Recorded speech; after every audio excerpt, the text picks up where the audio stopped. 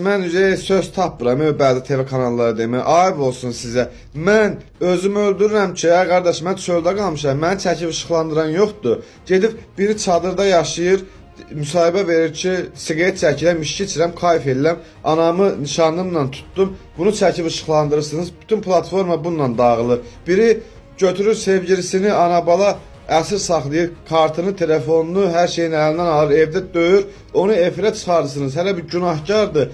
Onu əməliyyat elətdirirlər, nə bilim şərait yaradırlar ki, yaxşı insanları, o bəzi oğlanları bədbaxt deyirlər. Mən deyirəm ki, bir belə medalla iki qardaş ikimiz də döyüşdə qəhrəmanlıq nümayiş etdirmişik. Sənədlərimiz var, faktlarımız var, subutlarımız var. Mən çöldə qalmışam, həyatım məhv olubdur. Yəni bu evdə mənim deyil ha. Verilən 80 manatla da bu evi kiraya tutmuşam. Yəni köhnə tikilişli bir evdir, şəraitsiz bir evdir. Zulmla, zillətlə yaşayıram.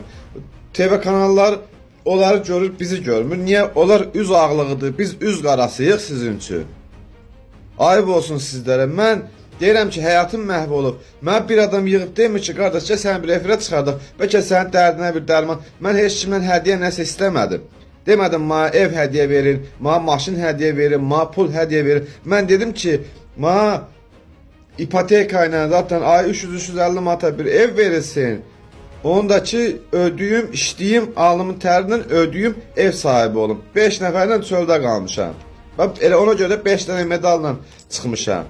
6 dənədir. Ona görə 5 dənəsən çıxmışam ki, 5 nəfərlə mən çöldə qalmışam. Ailə tərkibim 5 nəfərdir. 5 nəfərlə mən çöldə qalmışam. Gedin siz onları çıxardın. Onlar üz ağlığıdır. Biz üz qarasıyıq. Çünki